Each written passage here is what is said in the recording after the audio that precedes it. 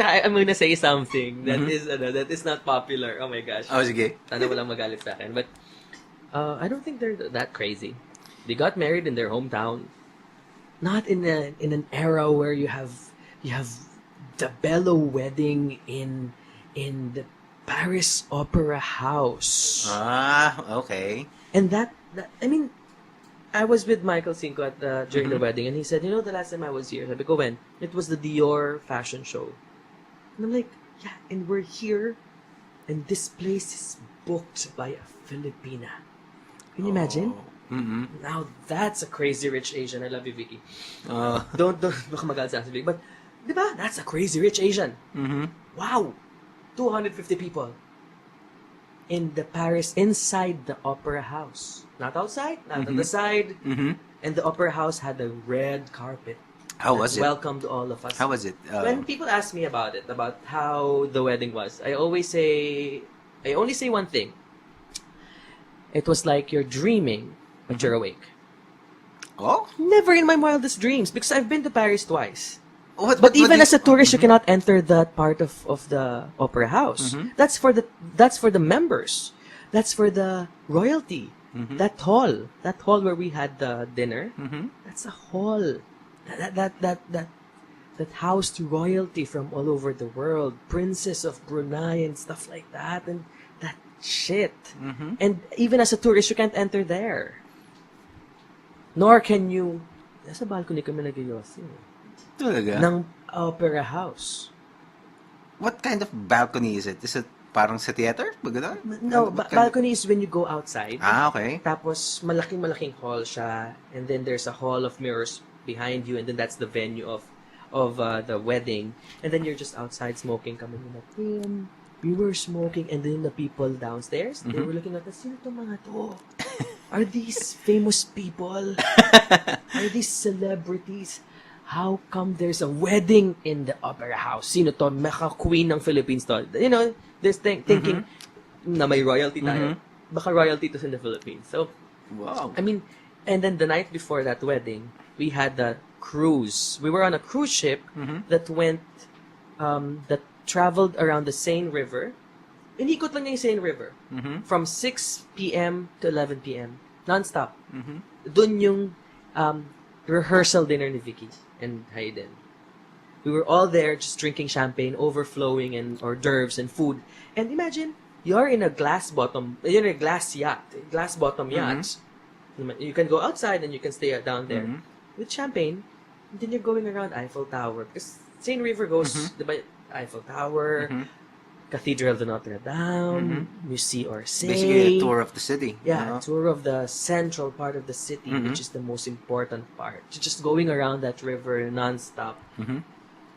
And people were looking at us thinking, who are these people? They're thinking, these must be either royalty or Hollywood people.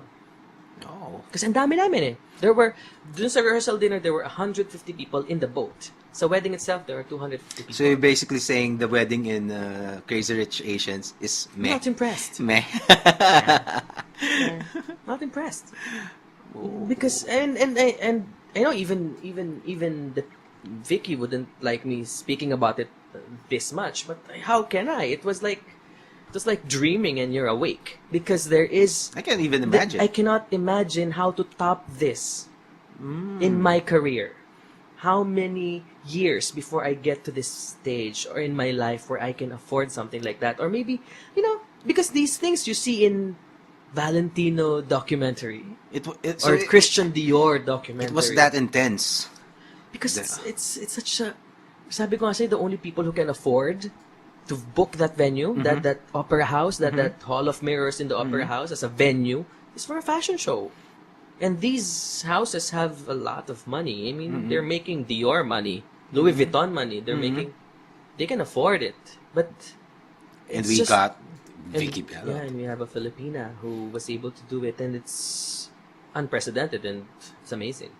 It's amazing. You're gonna have a show over there one of these days. Yes, please. Yes, please. I still dream of that. Yes. Yeah, you're gonna book that too. Venue. Yeah. Sana. Pero mauna si Michael Cinco. So. But that's crazy rich. That's crazy rich. Now that you've told that story, parang, oo nga, no? Meh. Oo nga, no? Although, it was Kung mesmerizing. nasa Singapore Visually, Garden ka. visually, parang, Gosh. Gosh. I cannot imagine. Yeah, and I was thinking about that. But I'm happy for Crazy Rich Asian. It's not it's not a, what do you call this? It's not a, what do you call that? It's not criticism or anything. It's Yeah. nothing. It's stupid. Stupid. yeah, yeah, it's a It's movie. nothing. Yeah, It's it's a a beautiful movie. It's a wonderful story or whatever. But It's I haven't seen it yet, but I will. Yeah, well, you watch it. Yeah. That's what sabi ko nga eh. I was because of the term crazy rich. You were expecting for a certain level of Ostentatiousness. ano pa ba unrealistic spending eh. Oh. Yeah, and that's just celebrity wedding lang yan.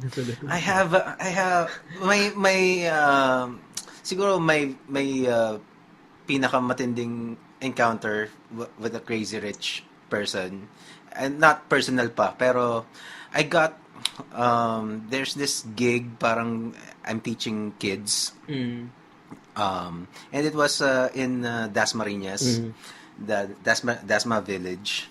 Tapos when I got there, first time na pumunta ako doon. So, nung nag-taxi, hindi pa pwede ang taxi.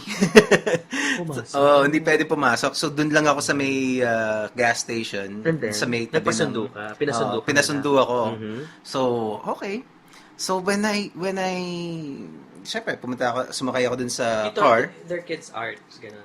Parang it's, You taught them art. yeah. Okay. Drawing. So, tapos ngayon, pagpasok ko dun sa, syempre, kita ko EDSA, di ba? Pagpasok ko dun sa Dasma, biglang may mga trees na naka-art na gano'n, Yeah, di ba? I love that. Yeah, I love that. Pag ano ko sa, I love parang nawala ako sa Pilipinas that. bigla eh. Napaka-quiet, no? Diba, Yeah, napaka-quiet. Nasaan ako bigla? Nasa EDSA lang ako eh, di ba? Tapos when I saw the houses, mansion after mansion after mansion, Mga consul houses, yeah, ambassadors. sabi ko, what? Yeah. May ganito, just a wall dividing yeah. EDSA from that world. Diba? Parang it was mind-blowing. Yeah. And then when I got to the actual house, so, okay, ang laki nung house. Naligaw ako talaga. Literally, naligaw ako. Kasi it was, when I asked for the CR, nung bumalik ako, teka, saan? Tapos, basically yun, sobrang ano, and then the food, parang, parang, basta sobrang iba yung pagkain. And I was just there to... And that's just a normal day for them. It's Oo not nga even like, there's not even a special occasion. You should see it. Ang pinaka mind-boggling sa akin, when I, uuwi na ako, no, tapos na, sabi nung driver, kausap ko yung driver nung nung car. So, sabi niya, ang laki ng... So, doon ako nag-express ng, wow! So, grabe pala dito, no? Ganyan. Sabi niya, oo nga, tol, kasi this, yung house na pinuntahan ko pala is, hindi ko na sasabihin yung name. So, of course. So, this powerful guy, tapos, ang sabi niya sa akin, actually, pangatlong bahay na yan eh. Pangatlong bahay na yan na tinayo. Kasi bago pa lang eh. I saw yung mga mukhang bago talaga. So, pangatlo na yan eh. Sabi, okay. Paano pangatlo? Sabi niya, it cost 400 million daw. Tapos sabi niya, umabot ng 400 million kasi yung una niyang pinagawa, more than 100 million pesos worth. Hindi niya nagustuhan. Pinatibag niya. So he demolished the first house. And then the second house that was built after it, hindi niya pa rin nagustuhan. Oh my goodness. He demolished it again.